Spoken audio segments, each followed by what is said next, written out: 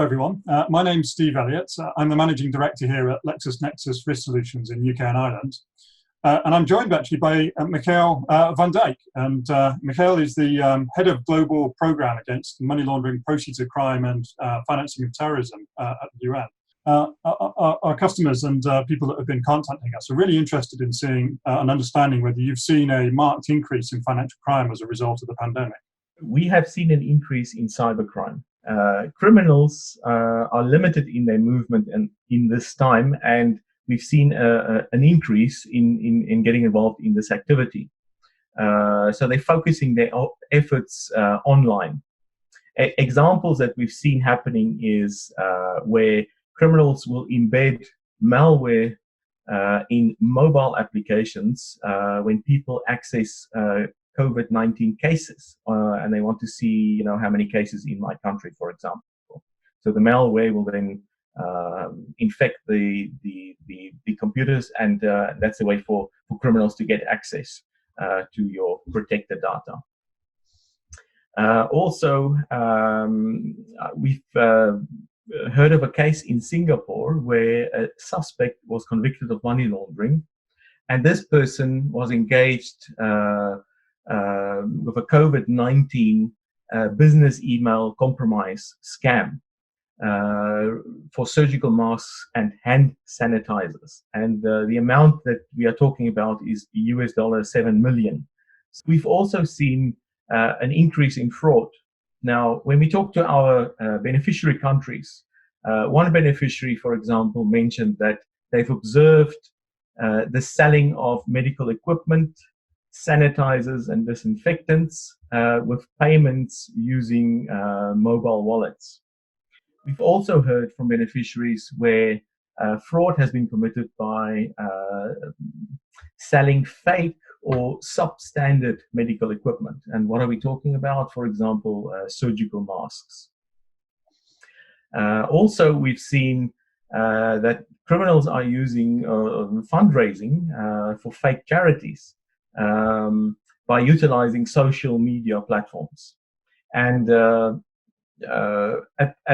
at the outbreak of the COVID, and when Austria went into lockdown, and that was the 16th of March, somebody shared a site on one of the darknet websites, and it was a criminal asking other criminals, please, how can I make a profit from COVID-19? And then they exchanged information and gave him some tips on how to make a profit. So yes, we're seeing definitely an increase in cyber criminal activity. But why do you think that is? Why do you think it is that this crisis is providing them with the opportunity to try and enrich themselves? So we see that economic reasons, economic impact is one of the motivators for criminals to get involved. We also see that security is compromised, as in some countries, law enforcement personnel are then redeployed or reprogrammed to deal with social order. I've also been told that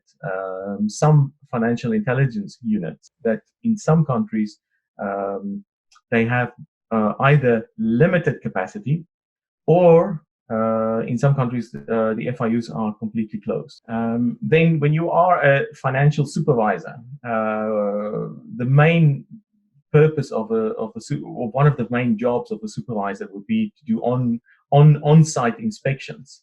And in this time of COVID-19, some of the supervisors are working from home. When countries look at the scope of COVID-19, obviously they are looking at their internal finances, and they're looking at maybe diverting funds away from humanitarian aid and assisting the economy. So financial crime compliance resources are being diverted. Michiel, I assume that the international community is responding and reacting to these increased risks and threats right now. So is it possible to walk us through what you are seeing? They've drafted a non-paper for the members and the observers, and providing guidance to member countries. UNODC, through our office in India, and with input from our implementation support section based in Vienna, have also provided guidance for law enforcement agencies. Specifically for my program, we are looking now at making available our e-learning resources to member states. We have 13 modules on anti-money laundering, and we have a 14th module on cryptocurrencies, looking at how we can assist investigators investigating blockchain technology. The virus will go away at some point, but the impact that it has will be there for the longer term. And we are going to see quite a lot of difficulties as firms transition from the short-term impact into the long term. So just based on what you're seeing at the moment, Michiel, can you give us some insight in terms of what you think the short-term and the long-term impacts from the virus will be? So the majority of countries where UNODC provides technical assistance, capacity building assistance to, are developing countries, and sometimes low-income countries, and it can also be countries in conflict.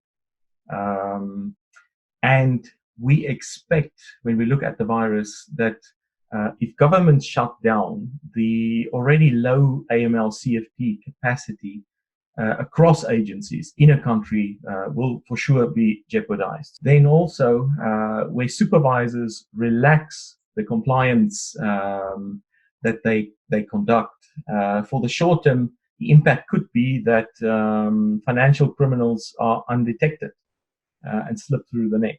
So we should double our efforts in this regard. The expectation also is that there will be an economic slowdown after the crisis, the pandemic, and the hope is that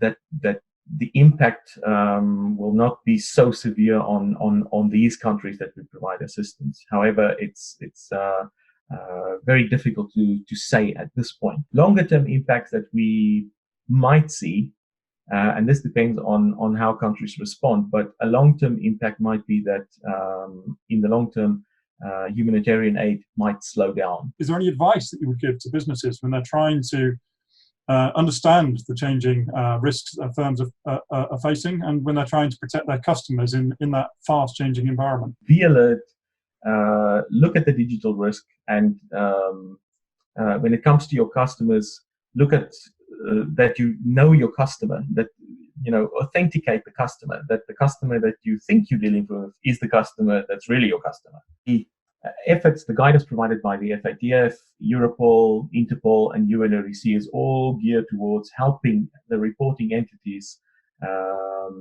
reach out and having those that necessary guidance so that they can have a robust system in place to detect criminality.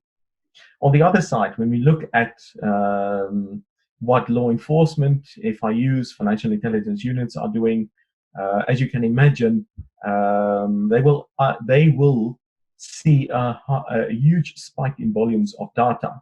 So they should have systems with an algorithm behind them, looking at implementing something with artificial intelligence that has the capacity, or will have the capacity, to crunch these numbers and deal with the data. The businesses, of course, might see this as a step too far and a huge investment. But one thing that this crisis pandemic has showed us is that we have to be prepared.